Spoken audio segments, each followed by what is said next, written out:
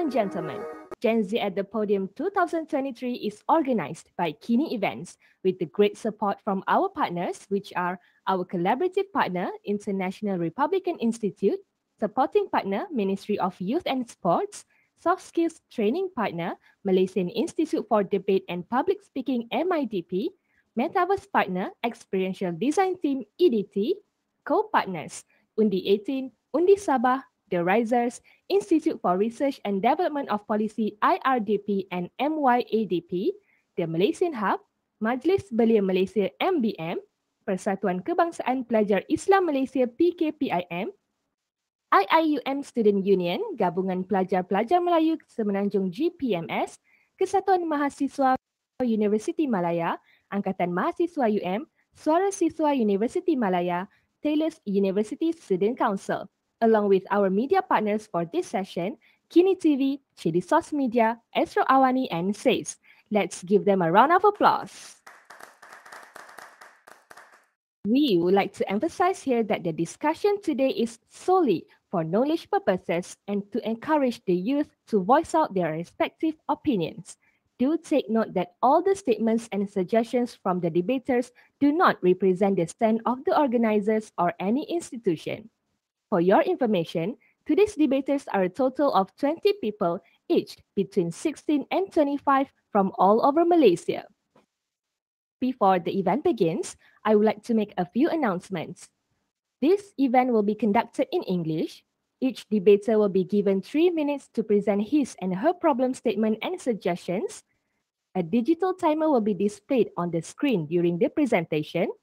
The audience can vote statements and popular debaters on the website mk.my/undigenz.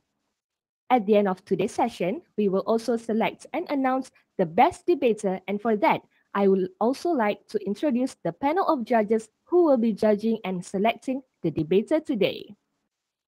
They are Mr. Brian Brown, Program Director, International Republican Institute IRI Malaysia, Lee Yan Cheng, Executive Corporate Training and Engagement, Malaysian Institute for Debate and Public Speaking, and Ms. Diana Rose Roberts, Events Producer, Kini Events. Thank you so much to our panel judges. With this, the GenZ at the Podium 2023 will start now. A total of 11 debaters who will be presenting their statements. Representing Team A, Muhammad Alif Al-Amin bin Ngadiman, Farisha Nur Kistina binti Muhammad Nordin, Abhishek Prasad, Shamira Nasrin, Alia Nordini, Matilda George, Nur Farisha Shazani, Nur Iman binti Muhammad Nasir, Adriana Sofia, Nivi Ranjina Munyandi, Sakina Dania binti Muhammad Tarmizi. Meanwhile, a total of 11 debaters will be presenting Team B, and they are Michelle Dinesh Matthew, Hud bin Adam Chia, Balkis Nur Syuhada binti Usni Baharin, Ikhwan Mukmin, Adisesa Nair, Daniel Iskandar bin Nur Azrin, Nur Ain Natasha, Muhammad Amir Iqbal, Toby Chishon anak lelaki Arun Prakash, Arjun Jaya Vijayan, and Pravin Periasamy. Not only them, we are also joined by our politicians of today to also share some of their views with regards to Whistleblowing Protection Act, and they are YB William Leong, MP for Selayang, YB Dr. Muhammad Fahmi bin Ngah, Exco Islamic Affairs and Cultural Innovating, and last but not least, Mr. Prishan Lingaraj, Policy and Legal Research Officer of Centre to Combat Corruption and Chronism C4. I would like to kindly remind the debaters, please follow the rules and etiquette during debate that have been presented during the previous briefing session. Next, I invite Mr. Muhammad Rashid Rida from International Islamic University Malaysia to chair this debate. Rashid, the floor is yours. Bismillahirrahmanirrahim. Assalamualaikum warahmatullahi wabarakatuh, and a very auspicious afternoon I bid to everyone.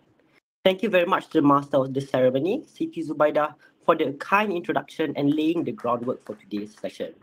To the audience watching from the comfort of your home, and not to forget our respected debaters and esteemed panel judges here today, I hope you are in good health and in good spirits to debate and witness the debate on a very pertinent motion today.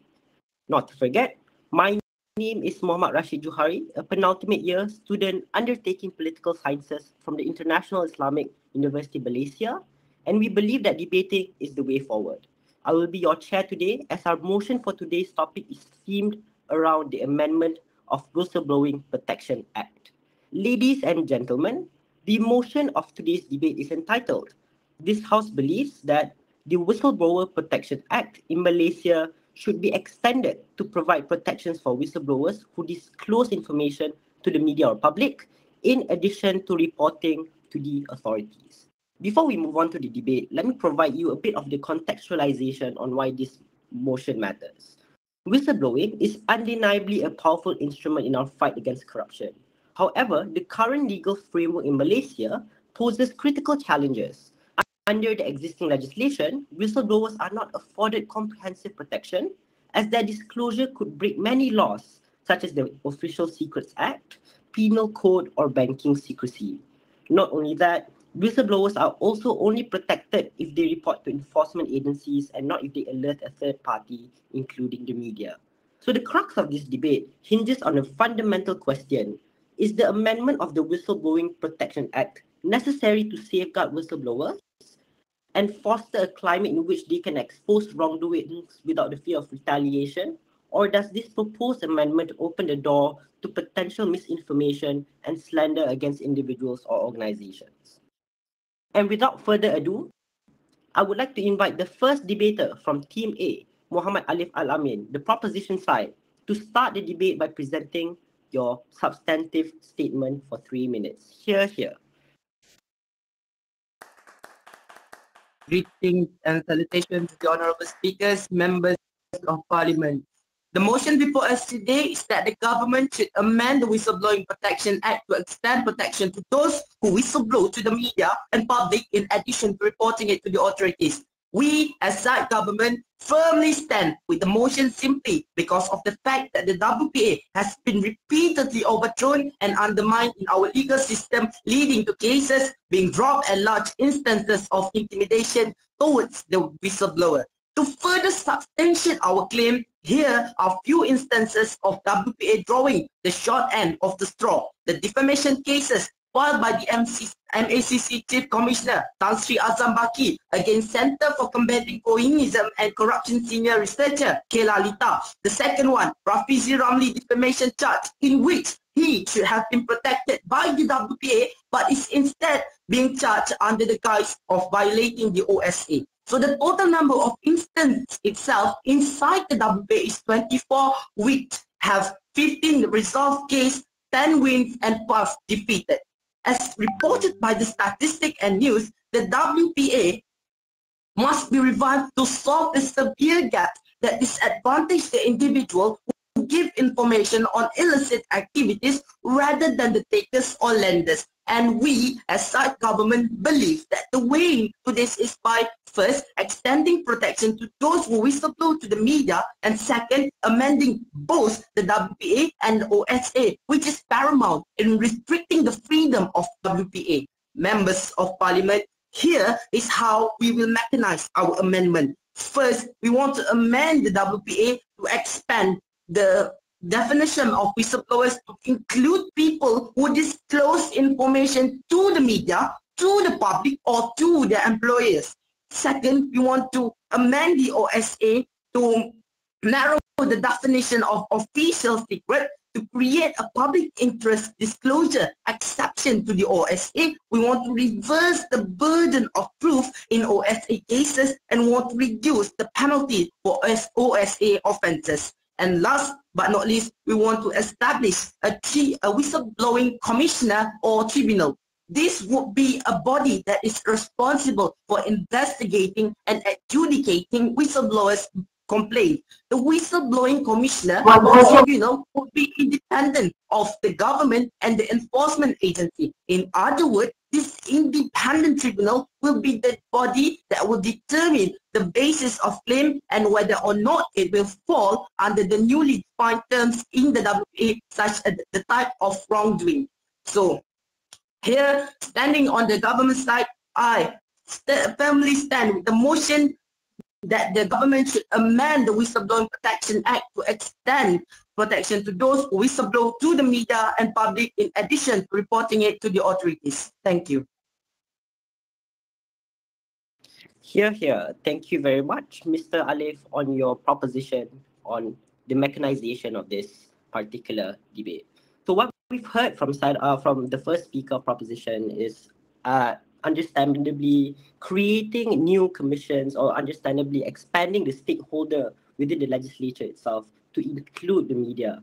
Therefore, I will now open the floor for any questions. So to raise a question, you may press the wave button and I will call out your name and you will have 1 minute to raise a point of intervention or point of rebuttal. Anyone would like to make a point of rebuttal from side of opposition or team B? All right, I see you. Yes, you may. Thing 1, 2, 3. Am I audible? Yes, you are. Okay.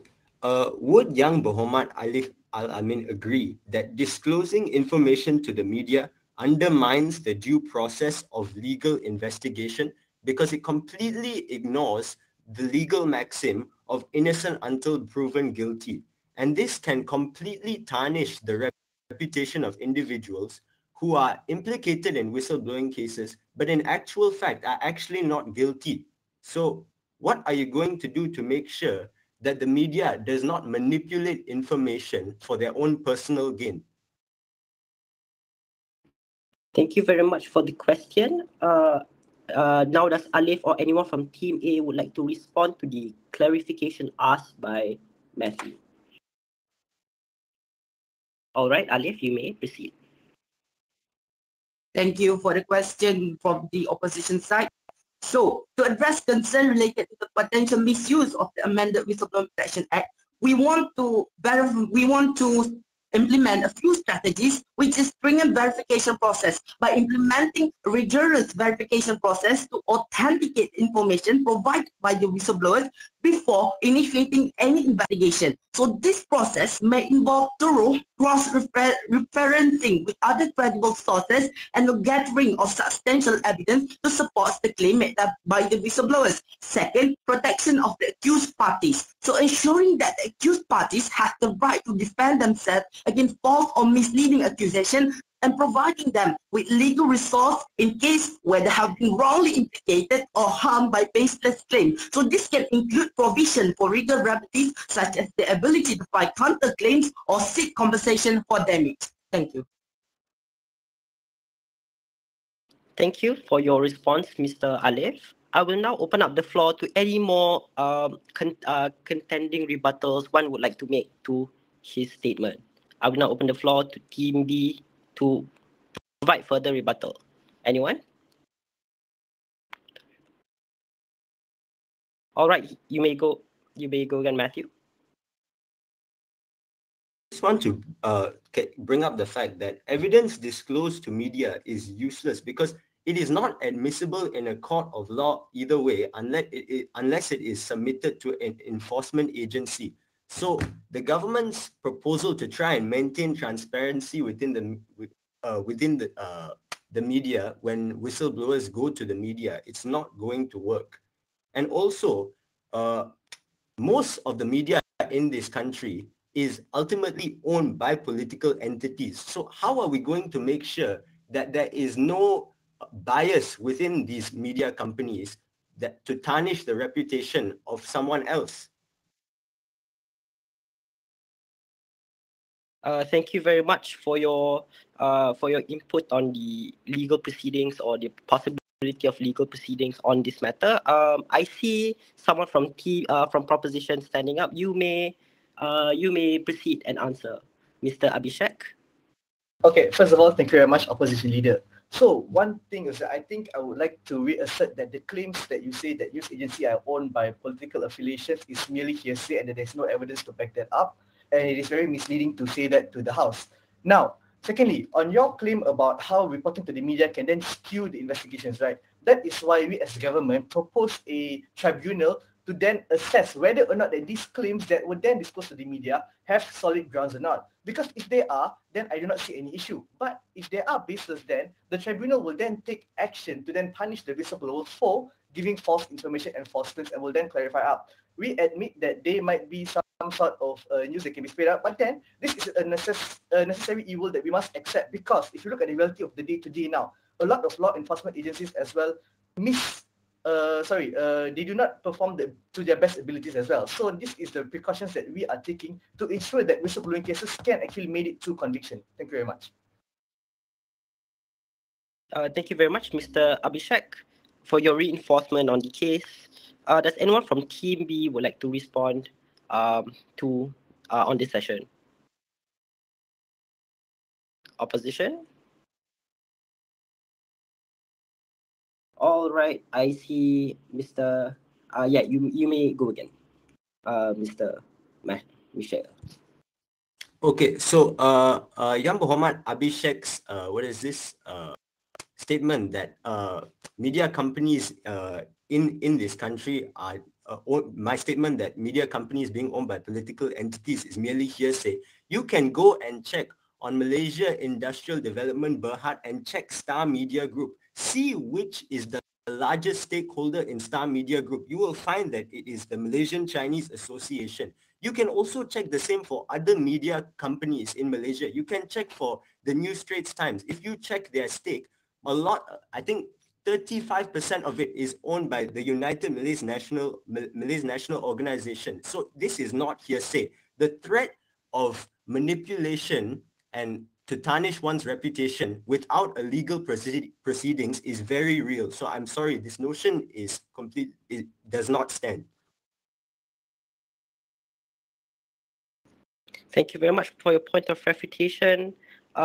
Before we move on to the next speaker, one last affirmation can be made by Mr. Abhishek.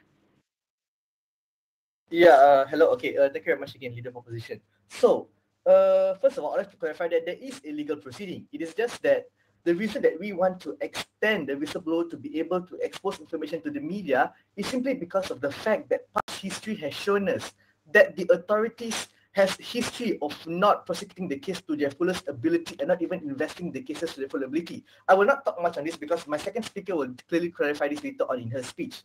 But I would like to say that we do have legal proceedings, which is what the tribunal is there for. It's just that the initial release of information to the media is to ensure accountability by the government enforcement agencies to then respond to these claims. Because if you directly report to the agencies, what guarantee do you have that these agencies will take off those claims, will investigate the claim to their fullest extent, if not hold accountable by the people of Malaysia?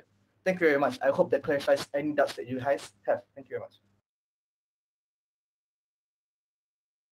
All right, thank you very much. The debate is starting to run on its legs, it seems, and you can feel the heat of the discourse.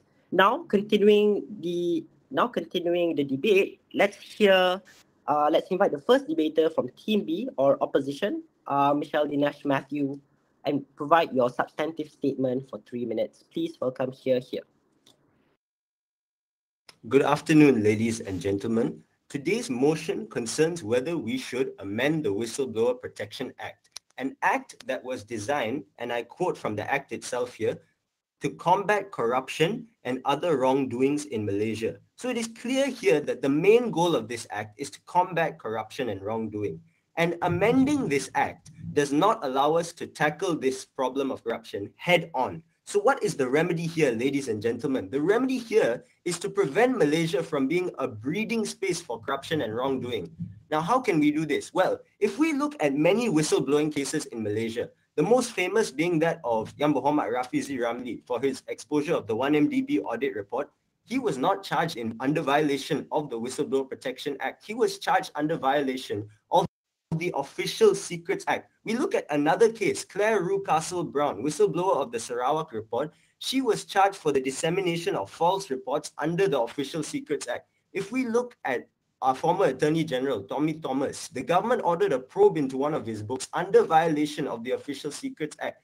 So ladies and gentlemen, I hope we can all see that the main hindrance here to preventing wrongdoing in Malaysia is the Official Secrets Act, which is why we side opposition. We agree with the government's proposal that we should amend the Official Secrets Act, but we do not need to amend the Whistleblower Protection Act. Secondly, we propose that whistleblower protection be entrusted to Parliament select committees. They are already set up to examine topical issues of importance, and this approach won't, I repeat, won't require amending the Whistleblower Protection Act, as the committee counts as an enforcement agency under subsection 2A of the Act.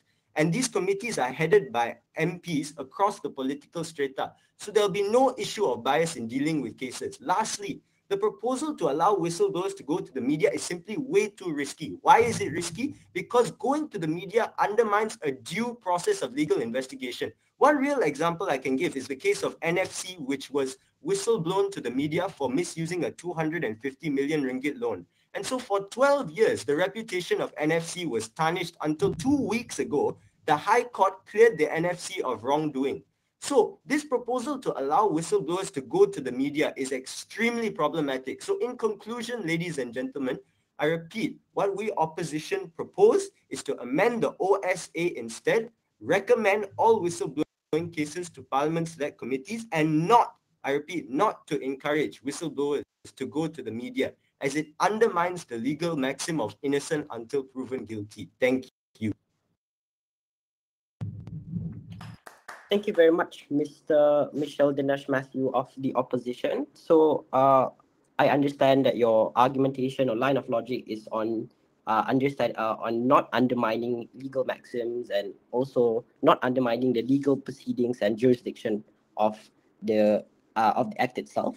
And you also understood well. You also aligned yourself with the government in the sense where you do not want to change the Official Secrets Act, but you do not need to amend the entirety of the Act 210. So 2010. So with that, I now open the floor to any the side of proposition to have any sort of point of rebuttal to his statements. All right. All right. I see, sir. Mr. Abhishek. You have the floor now. Thank you very much, the moderator. Okay, so leader of opposition here. So I feel that you have a lot of contradicting things on your side. So first of all, the reason why you are against us explaining to the media is because that you say that we should go through the system, right? But then again, you go on and on about corruption and wrongdoings in the system itself. So if you claim that there is so much corruption in the agencies as well, so what sense does it make for us to report to them to then address these cases? This is why we on site government are strongly pushing on extending protection to those who report to the media, because then we can have public accountability. Now, another thing is that I have heard that the leader of opposition has mentioned that they agree that we need to charge them under WPA. But then, how are we able to do this if we do not amend the WPA to then assess the current limitations of that act as well? And side government here, I would like to stress that we also understand the limitations put onto the WPA by the OSA. And we are steadfast in our stance by amending both the WPA and OSA because it comes together in a package. Official Secrets Act as well, we cannot limit it entirely because it is also there to protect official secrets, which we cannot let go. It is a matter of national security and national importance. But by amending the WPA as well, we can then let them run side by side to then one can govern official secrets properly. So if the whistleblower does reveal information that is then in violation of OSA, they can be charged under that accordingly. And if it is not, which will then be determined by the tribunal, we will then charge them under the WPA, or we will afford the protection given to them by the WPA. Another thing, before I give my space, I want to talk about Parliament Select Committee, because by going this to the Parliament Select Committee, Mr. Your time is up. Your point of thank you for pointing out the discrepancy that exists on the side of opposition. Now, does Michael or anyone from Team B would like to reply to Team A's rebuttal, or would anyone from Team A would like to reinforce what Mr. Abhishek mentioned? All right. I see Mr. Alif standing up. You may reaffirm your team stance. Thank you for the honorable speakers. So, as I mentioned in my statement before, that we are facing a problem where the WPA is not robust enough to give safeguard to people who disclose the information to the media. As I said, that if we want to implement a greater and robust act, we need what are in a dire need to reinforce the WPA and the OSA. Why does we need to reinforce the WPA? It is because if the safeguard for the WPA is very limited. So we need to reinforce the WPA to extend the safeguard of WPA. So how do you intend to balance the necessity of safeguarding classified information with the proposed of narrowing the definition of official secret under the amended Official Secret Act if you not even amended the new WPA? That's all. Thank you very much for your point of rebuttal. I see Michelle standing up. You have the floor. So just in reply to Yang Muhammad Abhishek's statement that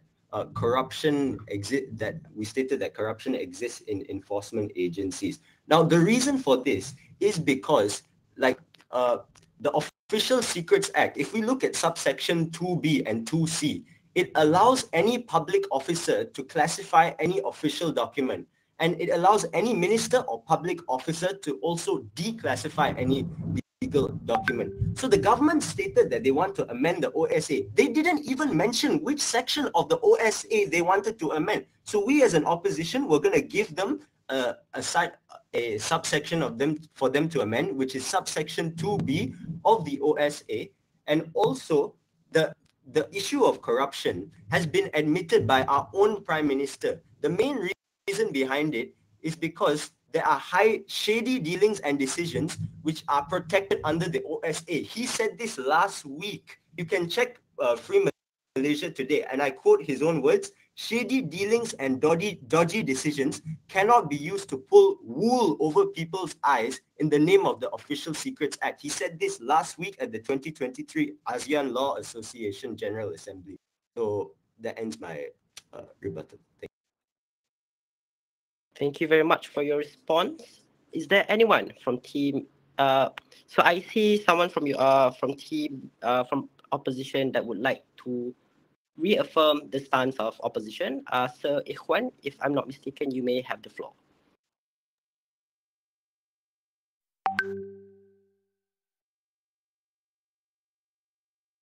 Sir Ikhwan, are you there, or would we like to pass on to side of proposition for the point of rebuttal? All right, I think there has been a technical mix-up on my end. I'm so sorry. So, does anyone from proposition that would like to give a reply? All right, Sir Abhishek, you have the floor. Okay, so thank you very much, Mr. Speaker. So I would like to clarify again on why we shouldn't go on to the Parliament Select Committee, right? So first of all, it is undermining existing law enforcement agencies. And number two, if your claim about reporting to the media is that the media is heavily biased because they are politically affiliated by your claims that they're owned by major groups, is then further does not make sense for you sending to Parliament Select Committee, who are then made up by politicians who have direct political affiliation and political motivations, especially when their peers themselves are mostly involved in the cases that OSA is being used to oversee the WPA as well.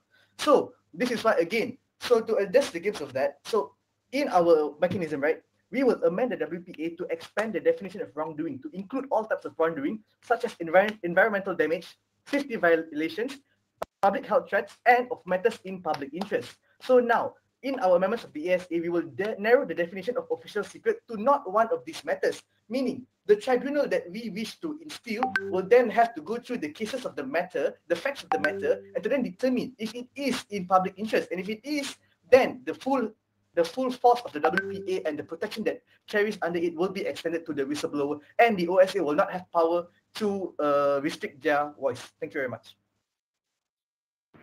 Thank you very much for your point of rebuttal. I think for this session is very heated, and we would like to move on to the next session because time is constrained and time dictates us.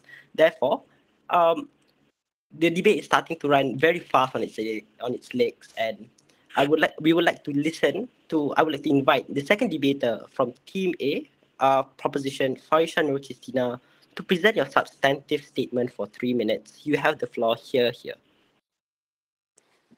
Thank you, Mr. Speaker. Before we start, I would like to come back to where we're supposed to be.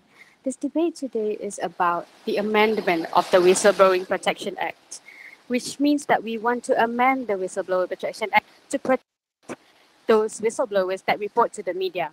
But in today's debate, I think the opposition today is focusing on the OSA and does not give us any reason why we should focus on the OSA and not protect the whistleblowers that go to the media. So, in our stance today, I will tell you exactly what we're going to do and our point of view. My response to the opposition would be that they did not give any better scenarios on why manipulation would not happen in the current status quo today, because it's talking on how media could manipulate the ideas that were given in the whistleblowing information. But citing directly from the Whistleblowing Protection Act, it is clear that the enforcement agencies only include those of government agencies, which is clear that those are of the authorities. And if you actually look more into it, there are more bias when addressing these cases. I mean, logically speaking, if someone told you what a family member did wrong, of course you'd want to defend your family first before you see the justifications and whatnot. This is what we want to emphasize on today, empowering our democracy by extending the protection to whistleblowers in the free press. I will outline why we choose to extend the protection to whistleblowers to the media, and two, why media could be good check and balance for this act, and how our amendments will mitigate the consequences of whistleblowing to the media. Let me give you a scenario. An officer whistleblows to the authorities and there are no further action taken because apparently deemed as irrelevant or false information without further investigation by the body or authority itself. And then this person realizes, oh, this is not working out. So then they resort to reporting to the media, where information will be known to public and might cause more pressure to the government to research on it. We can take a look at how people acted to the Pandora Papers. 11.9 million confidential files were released by investigative journalists on how politicians, government officers used to stash their assets into shady financial systems. People tend to be more wary when these figures are out. So currently, our only source of action would be only from the authorities, which might discourage whistleblowers to report to them in fear of retaliation from the more powerful side. Bias in government reporting channels would also be the reason why government would be hesitant to start any investigation, as there's little pressure to do so. As a democratic society, I am sure we must be consistent in our actions as well, in order to preserve the principle and system itself. So the media serves as a powerful and independent watchdog, capable of investigating and exposing issues that might be overlooked or downplayed by the authorities. This adds a crucial dimension to our systems of checks and balances. In conclusion, in a healthy democracy, it is not just the government that should oversee itself, but the public and the free press as well. Diversity in reporting channels strengthens the democratic fabric of our society by providing an additional avenue for oversight and accountability. Thank you. Thank you very much, Ms. Farisha Nur Christina, for your substantive. Empowering a new stakeholder group and a victim-centric stakeholder group through the check and balance of the media, and overall enhancing the governance level of the state. So, understanding this, I will open the floor for Team B or Team A, either to reinforce or rebut the substantive delivered.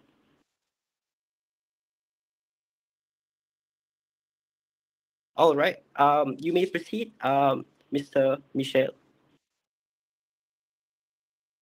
Later, Mr. Speaker. So, first off, before I rebut the speech just now, I just want to rebut a claim made by Yang Muhammad Abhishek, where he said that the Parliament Select Committee is not a feasible option to go to recommend whistleblowing cases to. But let me tell you this: select committees are different from other enforcement agencies because they are headed by MPs across the political strata. He brought up the issue of bias in the select committee, but select committees are made up of MPs who are from from the opposition party and from the government party. So this issue of bias is overcome. Now, second, Yang Muhammad Farisha mentioned that we did not mention why exactly. We didn't give solid proof of why we should amend the OSA. In my first speech just now, I gave a catalogue of examples of whistleblowers who have been charged under OSA for whistleblowing. So that is the reason why we should amend OSA. And she said also that we did not give a mechanism. We clearly gave our mechanism. We said we should amend subsection 2B and 2C of the Official Secrets Act. Thank you. Thank you, Mr. Michel, for reaffirming of the stances that you took and reminding of the precedences that you have offered. Now, anyone else would like to reaffirm or rebut the statement made by Mr. Michel, or Team A would like to respond to that statement? All right, I see Mr. Alif. You have, I see Mr. Alif and Mr. Abhishek. Alif, you may go first, Mr. Alif. All right, thank you. The matters regarding the Parliamentary Select Committee under the WPA. So biased behavior within the Parliamentary Select Committee can compromise the fairness and the impartiality of the decision-making process, which can lead to discriminatory treatment of certain whistleblowers or favoritism towards specific individual or groups, undermining the fundamental principles of justice and equity. And second, Parliamentary Select Committee can undermine the credibility of the WPA as a mechanism for protecting whistleblowers. If the committee is perceived as being influenced by political agendas of vested interests, it can erode public trust in the effectiveness and reliability of the WPA, discouraging potential whistleblowers from coming forward with crucial information. Thank you. Thank you very much for stressing on the matter of public trust. Now, does anyone from I see? Yeah, sure. You have the floor, Mr. Abhishek. Okay. Thank you again, Mr. Speaker. So I would like to bring to a important clause in our federal constitution, something called the separation of powers, on how the parliament is known as the legislative body and any tribunals and court is known as the judicial body. So my question here is that why are we then clouding the due regard and the process of the current system right now? Because any cases and any decisions from that should be made by the judicial body, which is definitely impartial as opposed to in the parliament. Because as you all seen, we have all seen by history of how these politicians will go all sorts of lengths to have their own underground midnight meetings, midnight dealings and all of that. This is clearly shown on how this can be manipulated, and it is not done in the interest of public interest. It is done on the fact of personal interest and personal career. Yeah, thank you. That's all I would like to clarify. Thank you for your clarification. Does anyone from Team A or Team B would like to ask a point of clarification or rebuttal? Oh, all right. Hi, I see you, Mr. Michel. You have the floor. Mr. Speaker, again and again, the government keep bringing up the point that the Parliament Select Committee can be impartial. I just mentioned in my speech that Parliament Select Committees are made up of MPs across the political strata. And each committee, we have 10 Parliament Select Committees. Each committee is headed by 10 different people. And within these committees, there are further 10 people in each committee, which are made up of MPs across the political strata again. So this whole question of impartiality, I'm sorry, it's not valid. And lastly, I just want to say, the reason we want, the government mentioned that the main reason they want to amend the WPA is to prevent corruption. But let me just state, what's undermining the WPA is the Official Secrets Act. I gave a catalogue of cases. So I asked the government to give me an example of someone who's actually been charged under violation of the WPA. Because in all the examples I've given, all these whistleblowers have only been charged under violation of the Official Secrets Act. Thank you. Thank you very much. I see Ms. Shamira from Team Proposition standing up. You have the floor.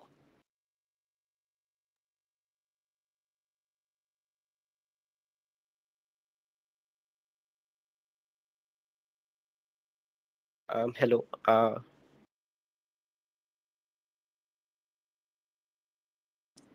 We do not hear you.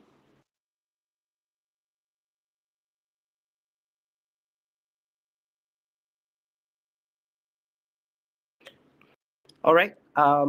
Maybe it's a technical error.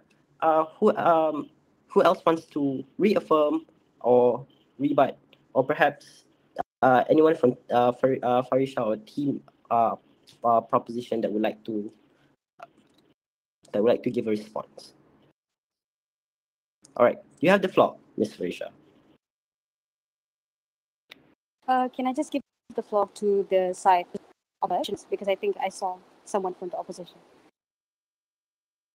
Stood up. All right. Who was it from the opposition that wanted to give a reaffirmation of Mr. Michel's statement? All right. Mr. Ikhwan, you have the floor.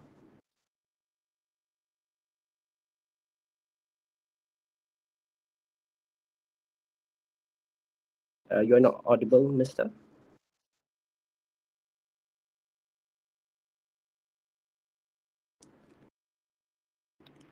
All right, unfortunately, there has been a minor technical error on both ends.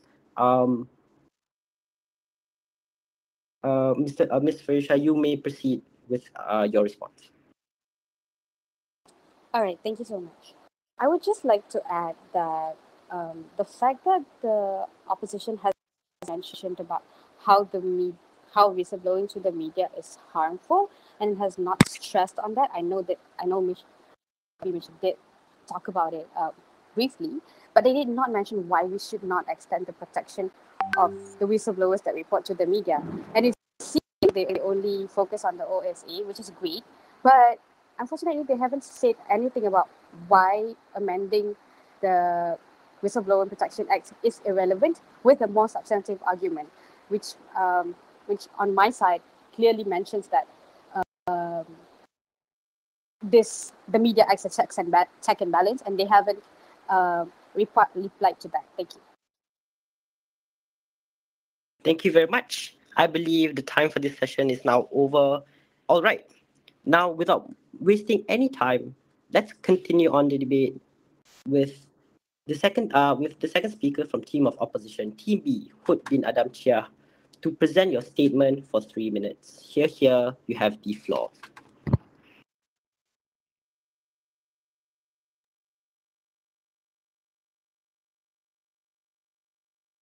Test. Yes, you're audible. Ladies and gentlemen and members of the floor, today we will discuss the sufficiency of the current framework and delve into the real solution, which is to combat corruption and address the core issue that obstruct the full utilization of the Whistleblower Protection Act. Whistleblower protection rely on individuals following established protocols and reporting their concerns to designated institutions. In Malaysia, these designated agencies include Bank Negara, MACC, ABM, and PDRM. These institutions play a pivotal role in receiving and investigating whistleblower complaints, ensuring reports are handled with necessary expertise and resources for thorough and impartial investigations. However, the reluctance of some individuals to report to these designated agencies stems from valid concerns. Issues such as inefficiency, corruption, controversies, public agencies assuming insignificance and prejudgment towards a case deter potential whistleblowers. Many individuals opt to report to agencies like Invoke or C4 and other private bodies because they trust these organizations more, as these private bodies are seen as more efficient, corruption-free, comply with international standards. Corruption controversies involving public agencies in Malaysia have included high-profile cases like the 1MDB scandal, allegations of misconduct within MACC, irregularities in the East Coast Rail Link, financial mismanagement in Felda Global Ventures, and allegations of corruption in various infrastructure projects. How are people going to trust this public agency, and thus, how can you ensure that with amending this act gives its fullest potential, it does not solve the root problem? Instances like the controversy involving Azabaki raised doubts about the efficiency and impartiality of MACC itself in addressing whistleblower protections. Reports have often languished unaddressed or under-investigated, further discouraging whistleblowers. Inspector General of Police, IGP Tan Sri Hamid Bador, has acknowledged the presence of cartels and corruptions within the police ranks too, underscoring the need for substantial changes. While the IGP is committed to addressing internal issues, it is evident that internal reforms alone are insufficient. Addressing these core issues is vital as they obstruct the full utilization of the WPA. While amending the Act may provide some relief, it doesn't address the core challenges. Instead, it's a superficial solution that deals with surface level issues without delving into the underlying complexities or root causes of the problem. This calls for transparency, accountability, and a commitment to eradicate corruption in these agencies. To illustrate the path to this solution, we can look at two models, Japan and Singapore. These nations have made transparency and accountability of their government operations, providing comprehensive insights. They offer efficient public services, merit-based recruitment, and commitment to long-term planning and governance, all of which build trust and preference for government agencies over private ones. All this should be what focused on. In conclusion, the real solution lies in addressing these core issues: corruption within public agencies, inefficiencies, and the Official Secrets Act, and many more. Instead of amending the Whistleblower Protection Act now, we should focus on far-reaching reforms to maximize the Act's fullest potential. The reason why people even go to the media is because they feel the need to tell everyone, as these public agencies cannot be trusted in the first place. This approach ensures that the Act functions to its fullest potential and upholding integrity in the system, which makes more whistleblowers to come forward and whistleblow to proper channels. Letting these proper channels disclose information and run investigations, and not let people going to the media as a backup. That is very sad. Thank you for your attention.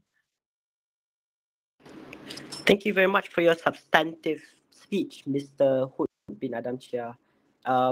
We understand that your speech was revolvent around, firstly, understanding that reforms are much needed to revamp public agencies, and number two is that the motion today would only risk the discredit of proper avenues which are already there to combat corruption and etc.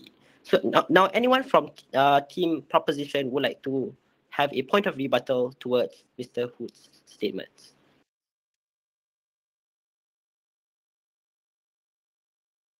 Anyone? Or anyone from team of opposition to reaffirm the substantive given from Mr. Hood? All right, I see Mr. Alif standing from team of proposition. You have the floor. Thank you to the speakers. So that's why we want to amend it for it to be broadened and stringent, and we want for it to put a private investigative body or tribunals. So why we want to set up this? So setting up a specialized investigative unit composed of experienced and trained professionals with expertise in forensic analysis, legal investigation, and relevant ideas. This will not only give the people or the whistleblowers the feel of safe, but you also increase the trust in the government. Thank you, Alif, for your response to Mr. Hood's substantive speech. Now, does anyone, or Mr. Alif, or from anyone from the opposition team that would like to give a reply? All right, I see Mr. Ikhwan standing up. Please open your mic and you have the floor.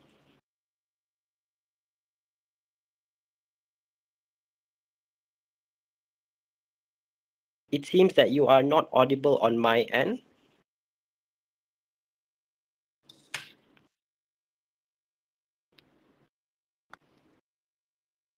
All right. Moving on. I see Miss Matilda from the proposition standing up. You have the floor. Hello, thank you, speaker. Can you hear me? Am I audible? Yes, you're very much audible. Going with that, right, I would like to add on Arif's speech just now, where I think that this is where we believe that we need to bring in the Special Select Committee, where this Special Select Committee is not headed by MPs, but then those legal practitioners, lecturers, and other public who will actually oversee this tribunal. That's all for me. Thank you very much for your reaffirmation, Ms. Matilda. Now, anyone from team of opposition? Oh, I see Mr. I see Mr. Addison standing up. You have the floor. I'm not sure if I heard the proposition right, but did they say that they agree with the opposition's idea of pursuing a Parliament Select Committee instead of a tribunal that put forward by Yang Berhormat Mr. Alif?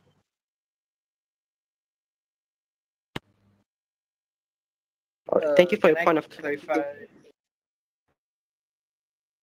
All right, Mr. Abhishek, you may clarify. I think you're right that you misheard my team speaker. So what my team speaker said is that instead of your Parliament Select Committee, what we are proposing is a tribunal. A tribunal that is then not made up of politicians with political affiliations, but those made by those who are experienced in the legal proceedings, those who have worked in public service, a tribunal fully from all backgrounds, and a tribunal that is impartial because they do not have any political affiliations, nor any affiliations with any association whatsoever. So yeah, thank you very much. Right, thank you very much for your clarification for team of proposition. I see Mr. Addison standing up again. You may clarify further. Okay, Yang Berhormat Mr. Abhishek. Okay, so at least the government, the opposition put forward a mechanism to employ the Parliament Select Committee, the already existing Parliament Select Committee. But what the proposition has not done is explain how this tribunal is going to be appointed. Is it going to be appointed by the Parliament? If it's going to be appointed by the Parliament, it's no different from the Parliament Select Committee. So what is the proposition going on about? And if I'm not mistaken, Miss Matilda George said that the propositions is going to employ a Parliament Select Committee. I did not hear wrong, and I know that for a fact because she used the word Parliament Select Committee instead of tribunal. Tribunal is very different from a Parliament Select Committee, and a tribunal is also appointed by the Parliament. Therefore, how are you going to say that the Parliament Select Committee is going to be biased, but a tribunal is not? Because the tribunal is appointed by the same Parliament. Thank you very much for your observation, amazing observation. But unfortunately, we will have to move on to the third speakers of each bench, Team A and Team B. And the debate is fully heated. Let us hear. Now, I would like to invite the third debater from Team A proposition, Mr. Abhishek Prasad, to present your statement. Without further ado, here. Thank you very much, Mr. Speaker. So now as the government whip, I will then be summarizing everything and to put them into context for all of us. So now the motion of today is that the government would like to extend protection granted under WPA to those who expose information to the media. Now, I think that opposition side is merely misunderstood our purpose today. Our purpose today is not to extend it solely to the media, but to provide an alternative avenue that those who are in fear of persecution from their employers or from the enforcement agencies themselves can now have an alternative, which is to report to the media. The reason we are doing this is because the problem is we have a very low number of whistleblowers coming forward because of the fear of retribution against them.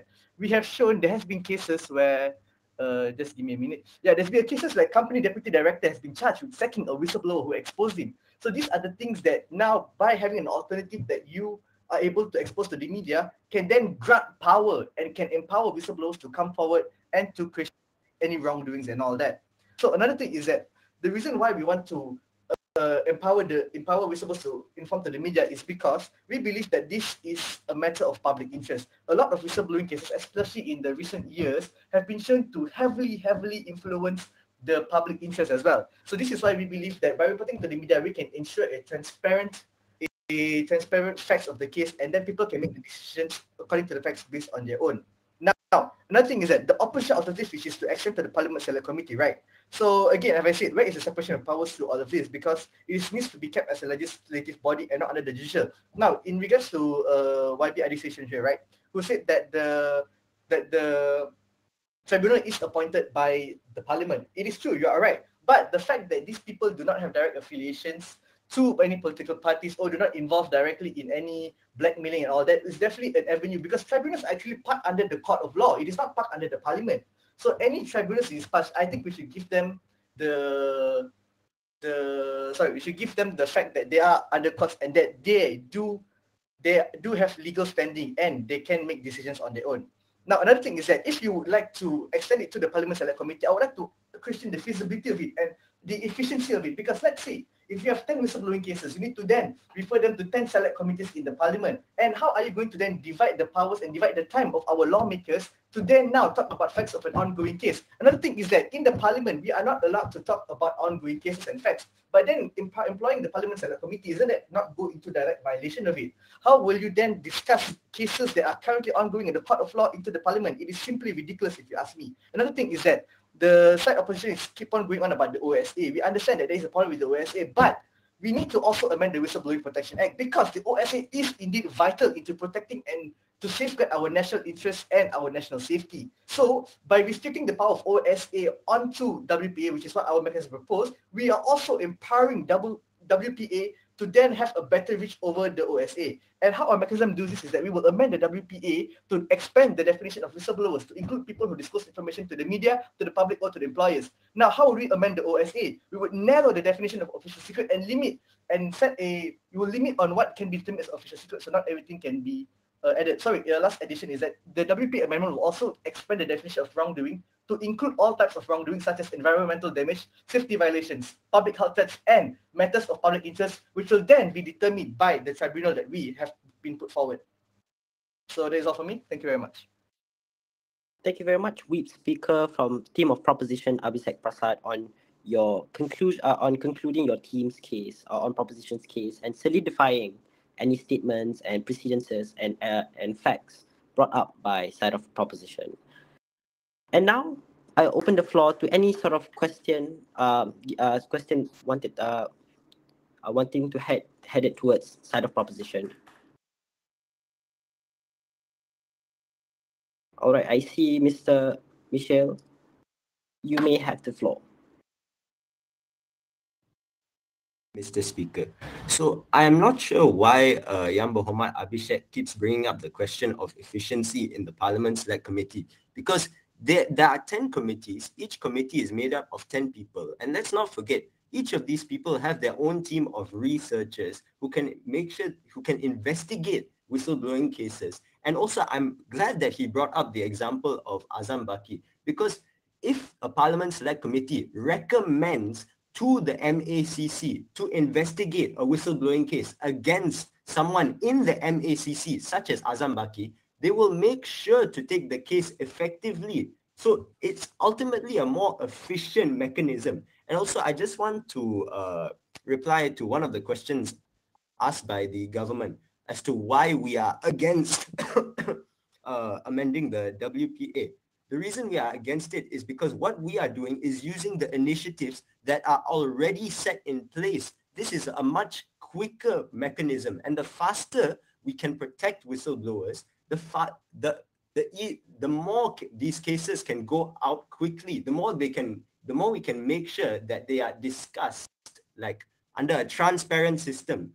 What we want to do is use the initiatives already set in place. If we amend the Whistleblower Protection Act, it's a tedious process. We have to pass it through Parliament. We have to get approval from various legislative bodies. So it's going to be a tedious process. Thank you. Thank you very much for your reply and response.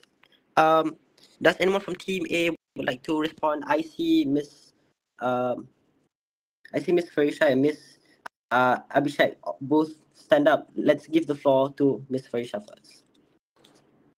Thank you, Mr. Moderator.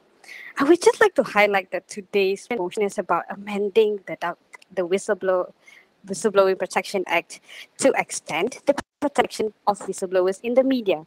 Now, I understand what the opposition side has to say, but we're talking about should or not we protect the whistleblowers that go to the media, and not exactly only about the information that goes in there. Well, I hope that is what I'm trying to clarify. Thank you. Thank you for your clarification. Mr. Abhishek, you have the floor to further reinforce your answer. Okay, thank you very much, Mr. Speaker. So I also would like to clarify that did the opposition leader mention that the Parliament Select Committee will have each of the 10 persons in the Parliament Committee will have their own team to then investigate? Is it to me, it sounds like you are asking the private team of the MPs themselves to investigate the facts of the case, who we all know is not an unbiased entity. It is definitely in the interest of the political organization as well as the member of the member of parliament themselves. So I do not see how this is a sustainable approach, because there is so many avenues. In our goal of empowering whistleblowers by to a parliament select committee, I feel that we are taking a step backward. We are taking a step backward because then we are putting the ball into the court of those people who are mostly involved in these cases themselves. As you said, the Official Secrets Act, any minister or government official can claim it as an official secret. Isn't this the same people that you want to give the power to decide the facts of the case to? It just simply does not make sense. Thank you very much. Thank you very much for your clarification, team proposition. Now, does anyone from team of opposition that would like to respond? Am I audible? Oh, yes, you are audible, Mr. Ikhwan. You may have the All right, finally. Okay, thank you. Ladies and gentlemen, thank you for giving me the floor. But unfortunately, I would like to remind everyone that the Parliamentary Select Committee are members of parliament that encompass from various parties, such as the government and the opposition. Now, I would like to agree with you that the OSA, any government minister, can declassify or declassify any government documents. But the Parliamentary Select Committee, they have opposition members. The thing with the opposition members is that they have the political incentive to rule out or point out any corruption issues that the government has. So, in a direct sense, the opposition MPs, they will serve as a check and balance to the federal government. Ladies and gentlemen, we need to amend the OSA on 4 different bases. Want to know what's the 4 different bases? We need to amend them on the basis of what can be classified, who can classify it, and how is it going to be classified. Because at the end of the day, the federal government as it is and the executive branch has too much power, and the best way for us to regulate them is through parliamentary select committees that are helmed by opposition MPs. That's all for me. Thank you. Thank you very much for your clarification and response. Now, I would like to provide one last response from team of opposition. Mr. Abhishek, you have the floor. Thank you very much, Mr. Speaker. So I would like to clarify on the argument. Okay, so I feel that side government here has done, we have proved our burden of proof. We have also clarified on our mechanism, controversy, and we have showed that we have multiple avenues to attack the issues by not only amending the WPA, but also amending the OSA and by establishing a whistleblower commission or tribunal. The only argument that team opposition has is to then give it to the Parliament Select Committee, which I feel is baseless because of 2 simple reasons. One is biased decision making. When select committee members become overly politicized, right, members will be more inclined to promote their party's agenda rather than engage in objective analysis and scrutiny. This can result in decisions and recommendations that are based in favor of the majority party's position. Another thing is what we call partisan deadlock. Politicization can lead to a lack of cooperation and consensus within the committee themselves. When members from different parties are more interested in scoring political points than working together, it can lead to deadlock and an inability to reach meaningful conclusions, which is why we propose an independent tribunal to then take charge of these cases, because I honestly feel that this debate today, opposition has not provided any other alternative than a Parliament Select Committee and amending the OSA, which we have also included in our mechanism as well with amending the WPA to further empower whistleblowers and to then create a Malaysia which is less corrupted. Thank you very much. Thank you very much, team proposition, Mr. Abhishek, for concluding and solidifying the case on proposition's end. So moving on to the last and third debater from the opposition, Ms. Balkis Nur Shuhada binti Usni Baharin, to present and also to conclude the case for opposition. You have 3 minutes. Please welcome here. Am I audible? Very much so. All right. Thank you, Mr. Speaker. Salam sejahtera and good evening, everyone. This House believes that the Whistleblower Protection Act in Malaysia should be expanded to provide protections for whistleblowers who disclose information to the media or public in addition to reporting to authorities. Our stand is that the amendment of WPA is not only the solution we have to protect whistleblowers in Malaysia. Ladies and gentlemen, whistleblowers are the key to combat any improper conduct and corruption. WPA was established to encourage people in disclosing information and protecting them from any harm. We believe the current WPA is good enough to safeguard whistleblowers. The problem is that the disclosure made must not be prohibited by written law, but this does not mean that we agree to amend WPA. We recognize that there are several laws, such as Section 203A of the Penal Code and the Official Secret Act 1972, and these laws have reduced the effectiveness of WPA. So first, Section 203A of Penal Code should be repealed. The same reason goes to the OSA 1972 should be amended, and lastly, the public awareness regarding WPA should be increased. First, the problem on Section 203A. The issue is whether a person who discloses information obtained in the performance of his duties can be punished under Section 203A despite being a whistleblower under WPA. This means that WPA only intends to protect persons who whistleblow outside their duties, so they cannot whistleblow on information obtained in the field of their work. However, since most secret information relating to improper conduct can only be discovered in the course of one's work, WPA is therefore rendered useless in conferring protection to whistleblowers, and this would negatively affect whistleblowers and whistleblower protection in Malaysia. Secondly, in regards to OSA, what is problematic about this law is that it lacks a clear, specific definition of what constitutes an official secret. This means that anything can be classified as official secret by a public officer so long as it is the minister wish, even if there is no proper justification. If there is an internal irregularity within government departments and the related documents are classified as an official secret, then a whistleblower who exposes them will be liable under OSA, and this indirectly opens the door to potential abuse of power. For instance, the Auditor General's report on 1MDB was classified as an official secret, even though it had no connection to national security or defense matters. Ladies and gentlemen, fellow debaters and esteemed citizens, we firmly believe that the Whistleblower Protection Act in its current form provides a necessary balance between protecting those who expose misconduct and wrongdoing. We advocate for responsible oversight and continuous evaluation of the Act's effectiveness rather than hasty amendments that could lead to unintended consequences. We believe this cautious approaches will better serve the interests of justice and accountability. Thank you. Thank you very much, Ms. Balkis, for reaffirming the stance of opposition to advocate for more revaluations of set acts and not hasty amendments. So therefore, I will now open up the floor for proposition or opposition to ask a rebuttal. So, Mr. Alif, you have the floor to respond.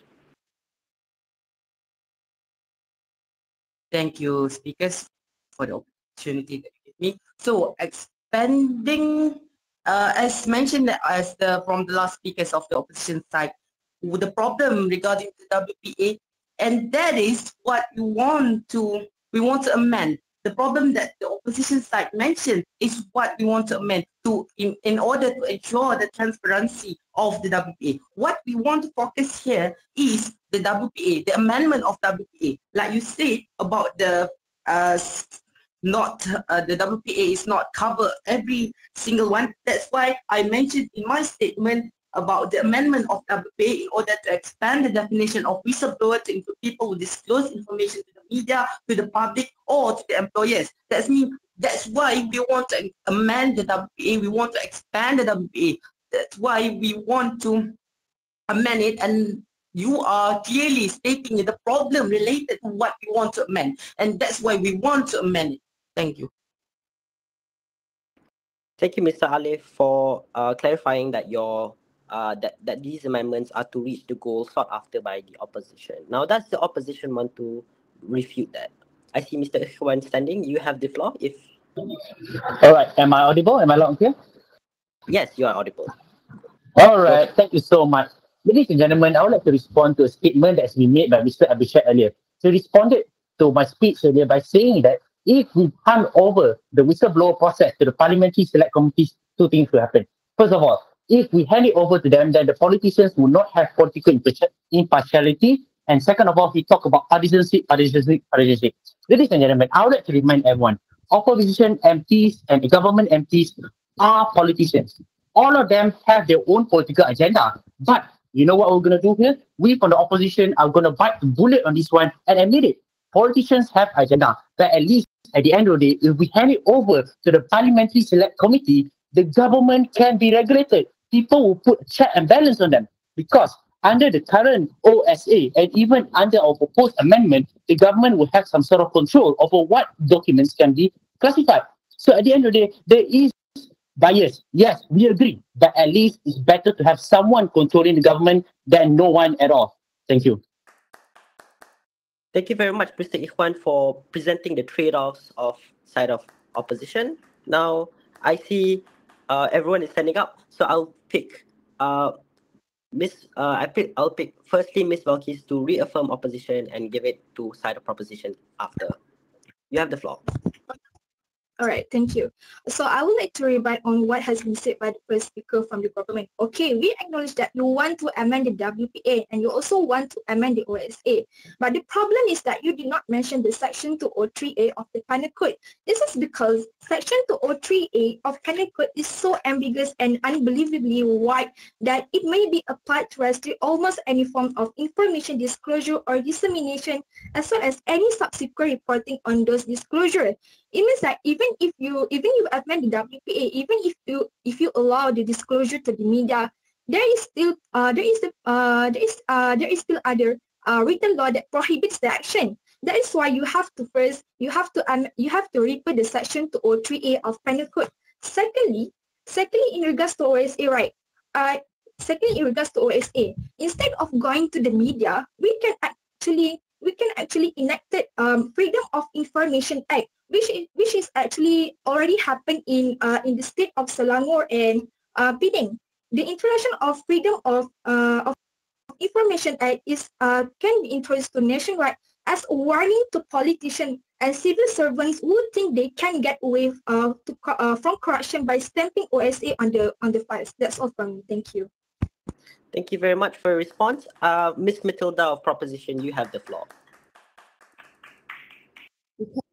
Okay, I believe Ms. Balkis actually mentioned about the Freedom of Information Act. And yes, for them to enact a Freedom of Information Act, they need to actually amend the OSA. But however, you also need to amend the WPA, because that actually provides us the fundamental protection for the whistleblower. So without protecting the whistleblower, like you say, Section 203 of the Penal Code, how are we going to say that whatever information that the whistleblower were to say to the authorities are being protected? So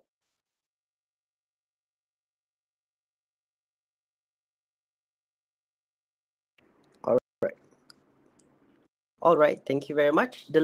And for the last response here, I would like to provide it to team of opposition, Mr. Adisan or Mr. Ikhwan, either one of you, or Mr. Adisan. All right, you have the floor. So Matilda, you mentioned that without having to amend the OSA, we can't include the Official Information Act, right? So that is literally what the opposition is trying to put forward to, is to amend that the Section 29C, if I'm not mistaken, to amend that particular section that you brought up. So is the government now taking the opposition stance? Is the government agreeing with what the opposition trying to put forward? Is that what's happening right now? Because to me, to me, it seems like that's exactly what's happening. Right, thank you everyone. I think while we have a lot of people trying to clarify further, trying to question further, I think the constraint of time is catching up to us, unfortunately, and all good things have to come to an end. And this debate has been a very pleasure and heated argument through and through. So I would like to ask everyone to give themselves a round of applause and find ease at resting your case for both proposition and opposition. Thank you very much for the insightful argumentation and line of logic provided, alongside precedences, facts, and also believing in yourself on your own line of logic. So dear debaters, we are very much fortunate today that we are not only debating within the bubble of simply the proposition and opposition, as we are able to have three prominent figures today in this virtual space with us, ready to provide commentaries on this particular matter. So without wasting any time, I would like to invite the first politician, the Honourable William Leong, the Selayang's Member of Parliament, to present your statement on today's matter. You have the floor, William Leong. Here.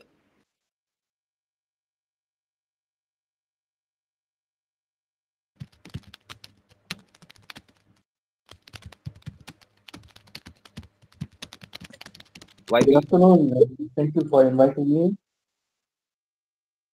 to attend and hear these various speakers debating on the need for the amendments. What I would like to do is to put it in the form of a question. How effective is our Whistleblower Protection Act 2010? Perhaps the question may be better answered if you put yourself in the shoe of the potential whistleblower, or if you are advising someone whether to be a whistleblower or not. The first thought that comes to your mind as a potential whistleblower is, can you rely on the Whistleblowers Protection Act to provide you with the safeguards needed? Is there in Malaysia an effective mechanism by way of this act where the disclosure of wrongdoing can be done without fear of reprisals or retaliation?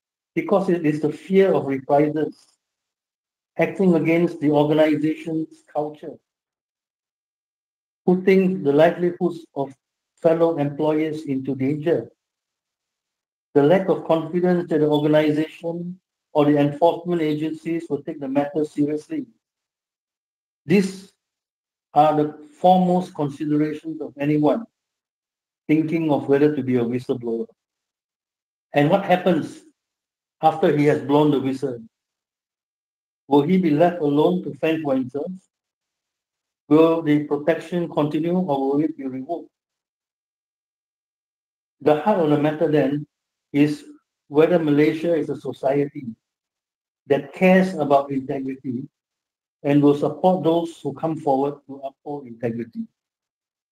And in that cause, whether the Malaysian society would support the amendments required to the Act.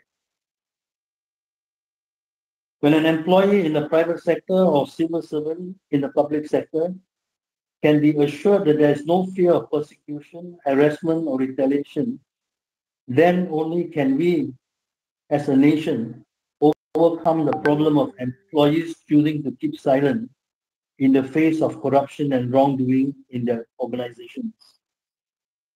Unless employers and the government can demonstrate that they will uphold and support an effective whistle protection system, corruption and wrongdoing will continue to be carried out with impunity. Much have been said with regard to the various amendments that is needed. The point is that you are not a whistleblower under the Act and not entitled to protection unless you make a disclosure to the enforcement agency. Disclosure to the media or anyone else confers no protection. And the enforcement agencies are those that under federal or state or local government is conferred with powers of investigation and enforcement. Now, if you have information that the head of police is involved in criminal activities, you have to make your disclosure to the police. Or if you have information that the head of MACC is involved in corrupt practices, you have to make your disclosure to the MACC. Remember the case of Lalita Kunaratnam disclosing corporate share ownership of Azam Baki. Azam Baki denied the allegations and countered with a defamation suit against her. You will certainly also have to consider that under Section 3 of the Act, it is the enforcement agency that has control and supervision of all matters relating to whistleblower protection. In such a situation, will you seek whistleblower protection from the enforcement agency whose head is the person you are going to be making the disclosure? Is it therefore necessary to limit the protection to be provided only by the enforcement agency, or should it not be by an independent body? Then we have the definition on the disclosure of improper conduct under Section 6.1. And there is the proviso which prohibits disclosures which are prohibited by the various acts. The speakers have brought them up just now. How can we have the ability to reassure potential whistleblowers when there are acts that are still in existence that prohibit such disclosure. You will all probably remember that Rafizi Ramli and the former public bank clerk Johari Muhammad was charged with violating the Banking and Financial Institutions Act by disclosing confidential details relating to the National Feedlot Corporation. Remember the NFC scandal. They were convicted and sentenced to 30 months imprisonment by the Sessions Court. Fortunately, both Rafizi and Johari won their appeal against the Bafia conviction and were acquitted. How can we reassure potential whistleblowers that they will not face a fate and will not be so lucky to be acquitted on appeal? We then have protection against detrimental action. But is that complete? Because under Section 11, they can be revoked. We have, in the case of Wafi Abdul Aziz, the first person to be charged under the whistleblower protection. He was the deputy director of a higher education ministry-owned company, and he was charged with causing a whistleblower who exposed his misconduct to the MACC to be sacked in retaliation. The Sessions Court, however, acquitted him without calling for his defense, on the ground that the prosecution was unable to establish a prima facie case. Of course, we do not know the details to be able to comment further, but the fact that the whistleblower was sacked requires further consideration whether the whistleblower was afforded sufficient protection. In the end, the most difficult section is Section 11, which allows the protection to be revoked. And among that is where the whistleblower may have participated in the misconduct itself. Should that be a ground for revoking? Are you not interested in taking action against those who perpetrated the act?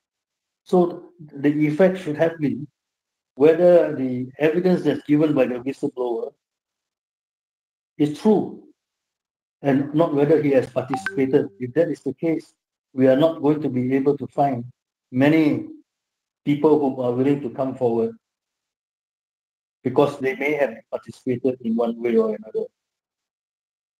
And then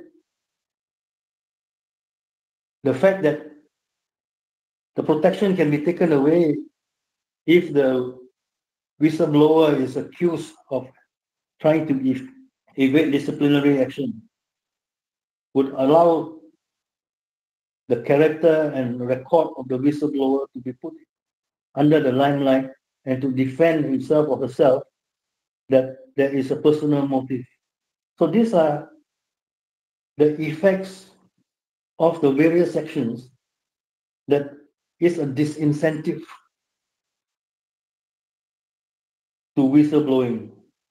Whether this can be done and corrected by anonymous reporting also brings forward considerations pro and con. So in conclusion, empowering whistleblowers to speak up without fear of reprisal can help successfully prevent corruption and wrongdoing. A comprehensive whistleblower protection system with clear rules and procedures are essential. We can ask people to be public-spirited, to come forward, but we cannot ask them to sacrifice themselves as martyrs. So what is needed is to ensure that we can provide them with a steel shield that they can be assured of protection, not a paper shield that would be torn and taken away at the first sign of the organization taking retaliatory action. So in the end, what is most important is promoting and inculcating within our society a culture of integrity and accountability so that they would provide to the Wakil Rakyat the necessary direction where to go, which is more important? Trying to put an end to corruption, upholding the public spirit, or trying to suppress information and putting a culture of fear into the employees. Thank you very much. Thank you very much, YB William Leong, for providing a very thought-invoking trivia and illustration of the Act 711 Whistleblower Act in action on a hypothetical situation which can be very close to us. We appreciate your sharing and your concern in making Malaysia's governance ever better. And further on, we have YB Dr. Farmingah, the Exco for Islamic Affairs and Cultural Innovation for Selangor State. Unfortunately, he could not be here today with us as he has an emergency meeting, but he has extended a message for all the debaters here. Please welcome YB. It is often said that our future lies in the hands of our younger generations, and I am confident that our future is indeed in capable hands. The debates we witnessed today are a testament to the intelligence, insight, and potential of young individuals.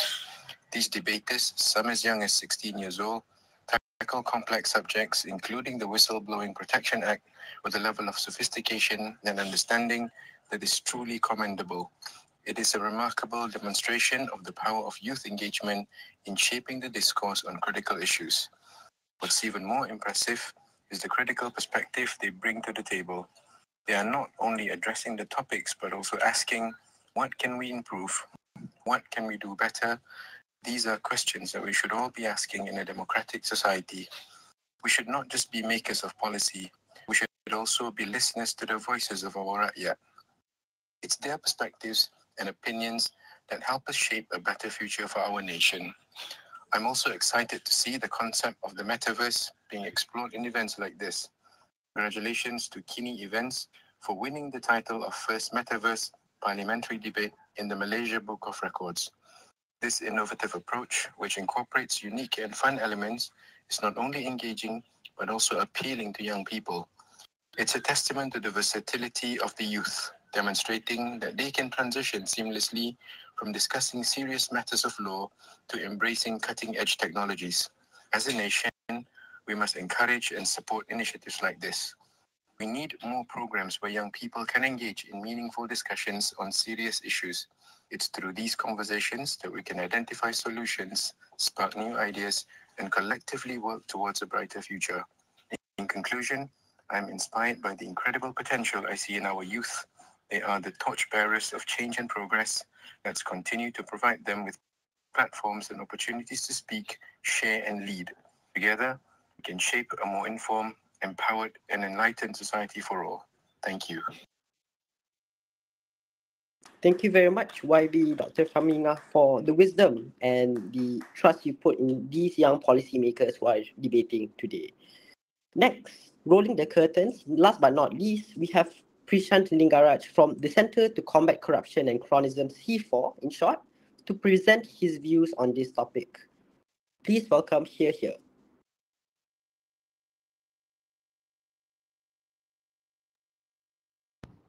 First and foremost, I would like to convey my sincerest gratitude to the organizers for inviting me to speak and contribute to this event on whistleblower protection and providing me this platform, because the fight for greater whistleblower protection is a long-standing one, given the important role that whistleblowers play in upholding justice and good governance.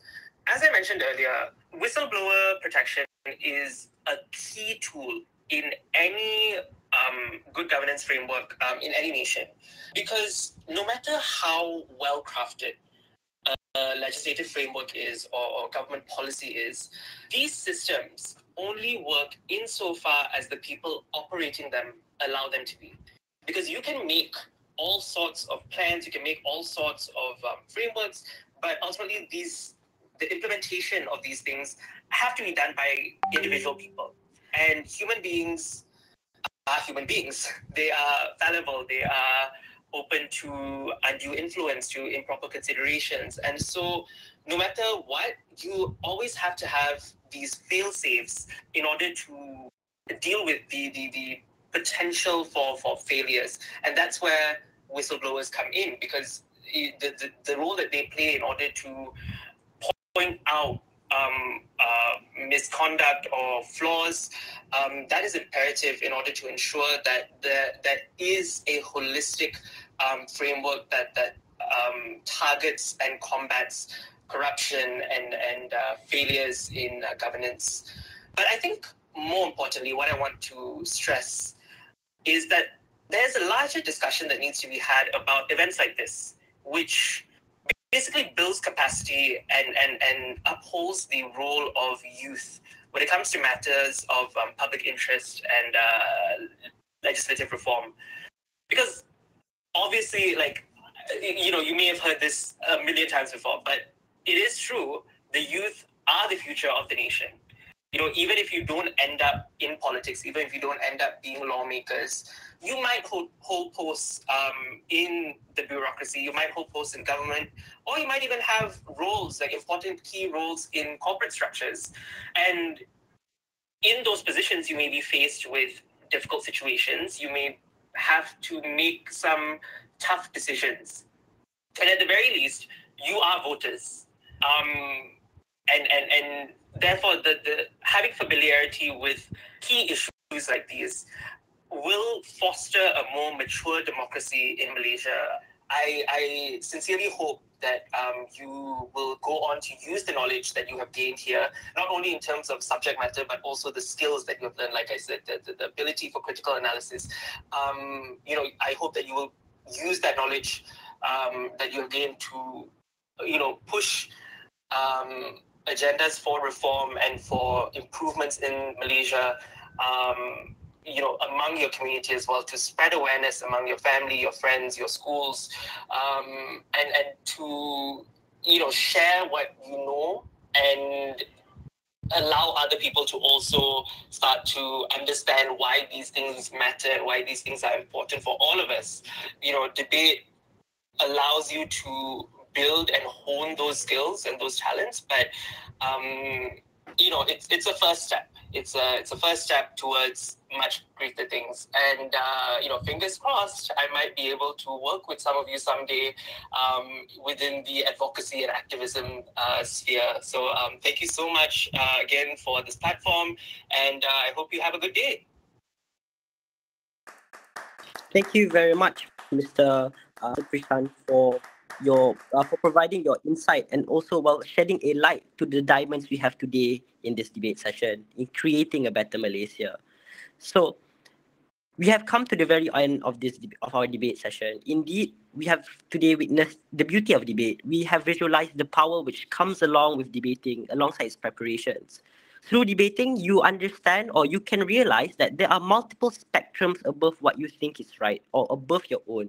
While visualizing in today's debate specifically, we visualize a piece of legislation today, either to act upon further reforms or make extreme adjustments or amendments. Regardless of these, all of you are winners, and all of you have come a long way after your preparation to be able to debate today. And for that, you all deserve a round of applause. And I will pass back this. I will pass the floor back to the Masters of Ceremony. Thank you, everyone.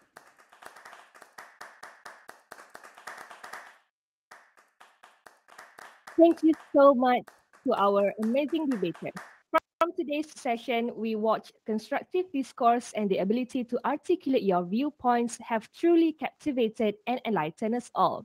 Thank you to Mr. Rashid too for striking a balance and to maintain order and also to stimulate engaging conversations. Thank you to our panel of politicians for contributing your opinion. Great job, everyone. Moving on, the moment we all have been anticipating has come. Who is the best debater for this session? With that, I would like to invite Iman Rizwan, event producer for GenZ at the Podium, to announce the winner.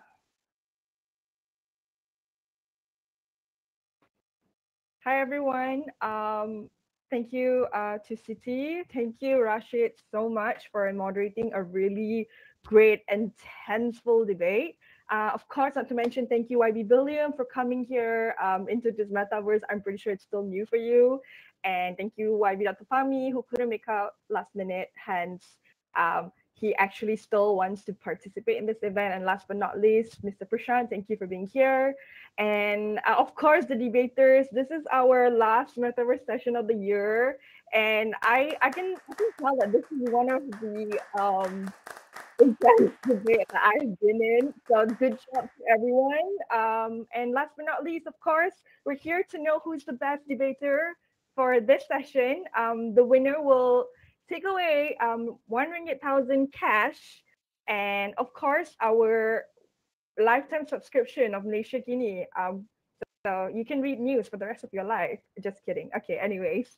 The winner goes to none other than Michelle, Dinesh, Matthew from Team B. Round of applause.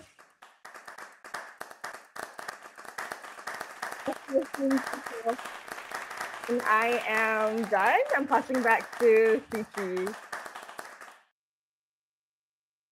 Congratulations to the best debater, Michelle, Dinesh, Matthew. Remember, in the world of debating, winning isn't the only measure. The ability to express your thoughts is a winning skill. Thank you, Ima Rizwan, and congratulations to all of our debaters today. For viewers out there, you are still able to vote for your favorite statements by the debaters at mk.my/undigenz for a month until 30th November 2023. Next, we would like to kindly invite you to answer a survey that will be shared with you through your email in the nearest time and stand a chance to win a 20 ringgit GrabFood voucher by answering this survey. Just spend 5 minutes on it and you will potentially win the voucher. Easy, right? With that, thank you to all the viewers for staying with us throughout the event. And on behalf of the organizer, I would like to once again graciously thank to our collaborative partner, International Republican Institute, supporting partner, Ministry Youth and Sports, soft skills training partner, Malaysian Institute for Debate and Public Speaking, MIDP, Metaverse partner, Experiential Design Team, EDT, co-partners, Undi 18, Undi Sabah, The Risers, Institute for Research and Development of Policy, IRDP and MYADP, the Malaysian Hub, Majlis Belia Malaysia MBM, Persatuan Kebangsaan Pelajar Islam Malaysia PKPIM, IIM Student Union, Gabungan Pelajar-Pelajar Melayu Semenanjung GPMS, Kesatuan Mahasiswa Universiti Malaya, Angkatan Mahasiswa UM, Suara Siswa Universiti Malaya, Taylor's University Student Council, along with our media partners Malaysia Kini, Kini TV, Chili Sauce Media, Ezra Awani, and SACE. Once again, well done debaters. We are confident that your talents will shine through and captivate us, leaving a lasting impression. For your information, all the debaters here will receive a free Malaysia Kini subscription for 1 year worth 200 ringgit. Once again, I would like to apologize if technical shortcomings may have occurred. They may have affected your viewing or listening experience. With this is the end of our 5th episode of the GenZ at the Podium 2023. Good evening, and I hope to see you all soon in December. I am Siti. Goodbye.